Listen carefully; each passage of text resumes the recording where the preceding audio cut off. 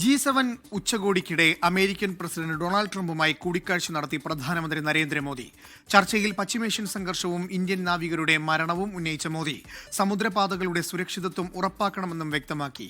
ഇന്ത്യ-US വ്യാപാര കരാർ ഉടൻ അന്തിമമാകുമെന്ന് ട്രംപ് പറഞ്ഞു. 16 മാസങ്ങൾക്ക് ശേഷം ഇരു നേതാക്കൾക്കുമിടയിൽ നടന്ന കൂടിക്കാഴ്ച നിർണായകമായിരുന്നു. പശ്ചിമേഷ്യൻ സംഘർഷവും വ്യാപാര കരാറും ഇന്ത്യ-US ബന്ധവും ചർച്ചയിൽ ഉയർന്നു. സമാധാനം പുലരാൻ ട്രംപ് സ്വീകരിക്കുന്ന നടപടികളെ പുകഴ്ത്തിയ മോദി ഇന്ത്യൻ നാവികരുടെ മരണം ഉന്നയിച്ചെങ്കിലും നടപടികളെ ന്യായീകരിക്കുന്ന നിലപാടായിരുന്നു അമേരിക്കൻ പ്രസിഡന്റിന്റേത്. തങ്ങളുടെ ജോലി വളരെ പ്രയാസകരമെന്നായിരുന്നു മറുപടി.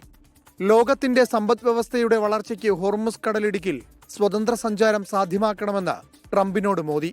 एक्सेलेंसी, आप और हम सभी इस बात से सहमत है कि हॉर्मुज का खुला रहना एक वैश्विक अर्थव्यवस्था के लिए बहुत ही अनिवार्य है.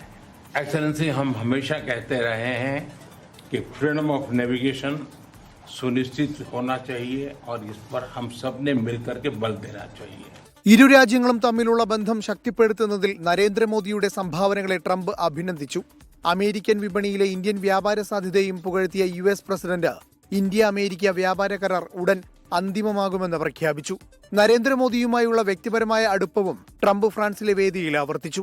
Very good conversations with Prime Minister Modi, India, and we're doing trade deals. We're doing a lot of things. A lot of things are happening between the United States and India. The United States is doing the best we've ever done. We have over $19.2 trillion coming in, and we're building factories. We're building everything, and Prime Minister is building a lot in the United States. He's spending a lot of money in the United States, so we appreciate that. Jobs.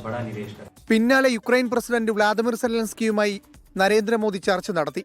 നേരത്തെ G7 ഉച്ചകോടിയിൽ സമുദ്രപാതകളുടെ സുരക്ഷിതത്വവും Indian നാവികർക്ക് നേരെയുള്ള ആക്രമണങ്ങളും മോദി ഉന്നയിച്ചിരുന്നു. 24 ഡൽഹി.